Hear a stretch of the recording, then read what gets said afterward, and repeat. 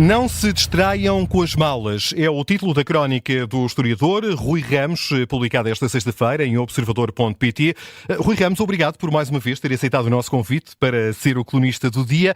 E começava por pedir, Rui Ramos, que nos esclarecesse o sentido e alcance deste título. Não se distraiam com as malas.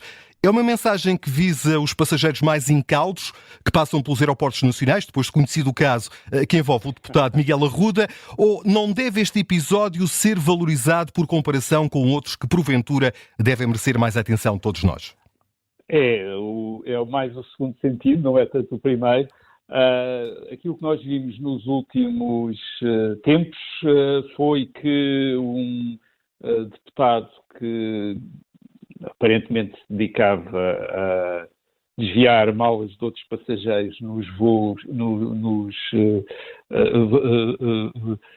voos em que ia, causou imenso furor, estimulou a capacidade nacional para fazer piadas sobre tudo, levou a sanções imediatas, independentemente de qualquer processo judicial.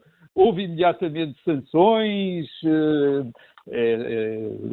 sai do seu grupo parlamentar ou é expulso do grupo parlamentar, do partido, etc. E o contraste é notório com aquilo que se passou com o caso Tutti Frutti, que é um caso com o que nós vivemos há quase 10 anos. Eu peço aos ouvintes que são assinantes do Observador para fazerem uma pesquisa por Tutti Frutti, vão desaparecer artigos do Observador publicados em 2017, 2018 sobre este caso, com quase toda ou muita da informação que agora tivemos quando a acusação se tornou pública, e o que acontece é que os deputados também visados nesse caso, que não é um caso de roubar malas num aeroporto, é um caso de, segundo a acusação, prejudicar o interesse público, desviar dinheiros públicos, praticamente saquear o Estado, que é isso que ali está.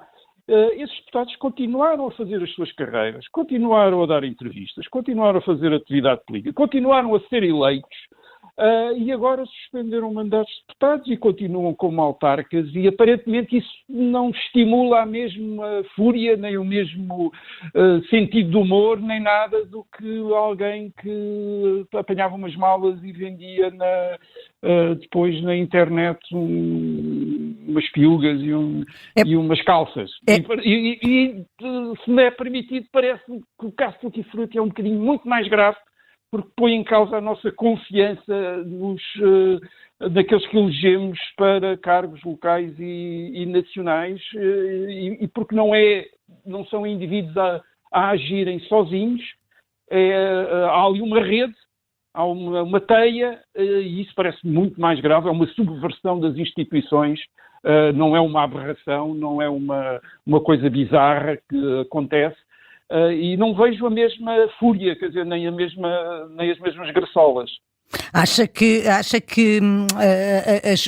as elites têm tendência a olhar de uma outra forma para este tipo de casos mais intrincados do que para os casos cómicos? No fundo, é esse o seu ponto?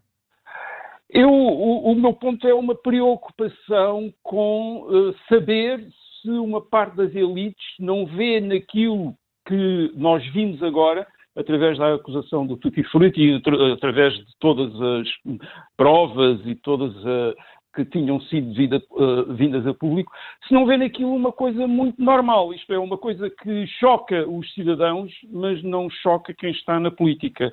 Um bocadinho como aconteceu no caso Influencer, que nos vieram explicar que aquilo era normal. Era normal os membros do governo participarem em grandes negócios, privilegiarem determinados grupos, isso era perfeitamente normal, até era meritório, era uma coisa excelente de fazer. Vieram-nos explicar isso, e portanto eu preocupo-me com uma classe política que não parece levar a sério a democracia, que não parece levar a sério nem as leis, nem os procedimentos, nem os princípios, nem os valores, ou que acha que leis, procedimentos, princípios e valores é só para os cidadãos, não é para eles. Eles estão acima disso tudo, fazem mais ou menos o que querem e, portanto, não se chocam muito com isso, quer dizer, acham mais chocante para eles alguém andar a roubar malas, isso aí é que os choca e os põe fora deles. Agora, alguém andar a fazer concursos, a viciar concursos, a fazer adjudicações aos amigos, a distribuir dinheiros públicos, etc. Isso provavelmente parece-lhes normal. Falava há pouco, usou as expressões subversão e elites, e nesta crónica que pode ser lida em observador.pt, lê-se a dada altura: a democracia está a ser subvertida pelas elites instaladas. Quem são as elites instaladas? Refere-se aos dois principais partidos, PS e PSD, que têm alternado no poder desde o 25 de Abril? As elites instaladas são a nossa classe política, as pessoas que estão em cargos públicos e que aparentemente não mostram a mesma violência ou mesmo uma reação igualmente violenta para quem faz aquilo de que são acusados os suspeitos, os arguidos no caso de Tutti Frutti, não mostra a mesma intolerância, digamos, que deviam mostrar. Isto é, que deviam ser, aqueles que não fazem aquilo deviam sentir-se prejudicados, deviam sentir-se irritados, deviam sentir-se furiosos com quem faz e infama depois todo o grupo. Mas aparentemente não é isso que acontece. Não é? Eles têm conversas tranquilas, foi isso que nos disseram, têm conversas tranquilas entre eles, sem grande alarido. Portanto, acham que tudo normal, tudo pacífico, não há problemas. E vamos esperar, obviamente, pelo julgamento e pela condenação, e não podemos ter opinião nenhuma até eles serem todos condenados, em última instância, daqui a 10, 20, 30, 40 anos, e só depois é que podemos ter opiniões. Mas isso é, no fundo, do ponto de vista de quem está na bolha política. A minha pergunta é, não acha que é isso que tem feito com que as escolhas dos portugueses, sempre que são chamados a pronunciar-se, tenham vindo a mudar quase que radicalmente o quadro político nacional? Claro, vai ajudando, vai criando uma coisa que é péssima de uma democracia, que é uma desconfiança naqueles que lá estão e, sobretudo, aqueles que lá estão há muito tempo, isto é, em posições de representação, em posições de governo. É mau, precisamos de confiar nos médicos, precisamos de confiar na polícia, precisamos de confiar também nos políticos. Eles desempenham uma função absolutamente fundamental e muito importante na vida de uma sociedade.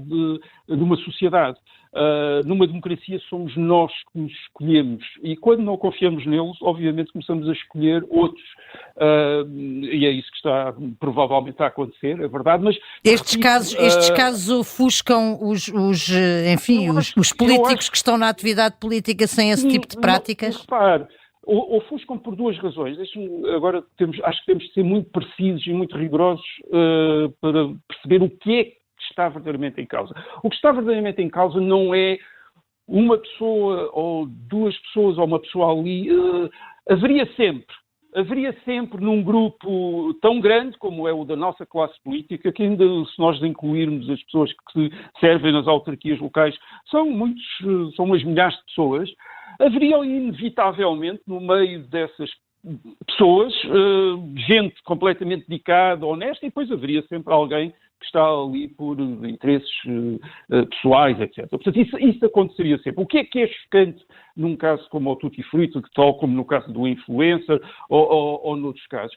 É que perceber que não é só uma ou outra pessoa. Quer dizer, é um grupo que se conseguiu instalar, que obviamente para atuar precisa não apenas estar entendido entre si, mas entendido com outros, porque é óbvio que as suas atividades não passam despercebidas a quem está também naqueles cargos e percebe e não os denuncia, não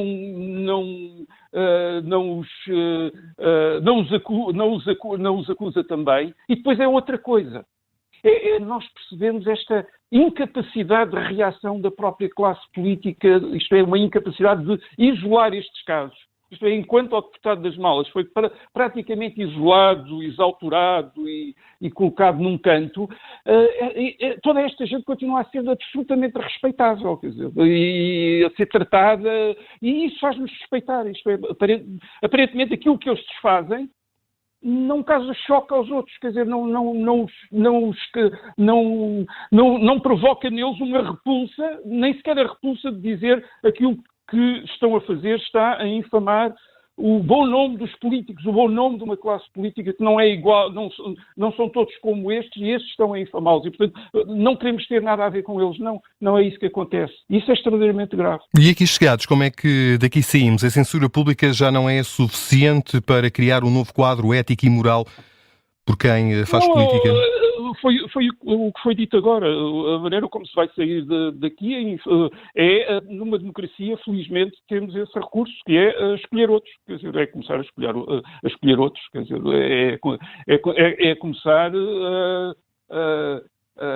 digamos, a exercer em relação àqueles grupos que não mostram devida repulsa por estes comportamentos, a mostrar também a nossa repulsa por esses grupos todos. Isto é, se é o grupo em conjunto que não mostra repulsa por esses comportamentos, que continua a alojar essas pessoas, que continua a tê-las lá e a promovê-las e a elegê-las e a oferecê-los como candidatos, então temos de concluir que o problema não é apenas essas pessoas, é aquele grupo partidário e tentar afastar-nos como pessoas decentes, tentar criar distância em relação a algo que não é decente, como é óbvio. É esta reflexão partilhada pelo historiador Rui Ramos em observador.pt, nesta crónica intitulada Não se distraiam com as malas. Rui Ramos, muito obrigado por ter aceitado o convite para ser o colunista do dia.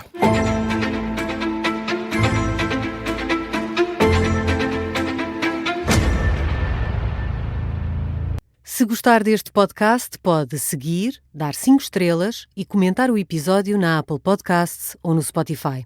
Pode também subscrever e gostar no YouTube. Assim recebe uma notificação sempre que houver um novo episódio.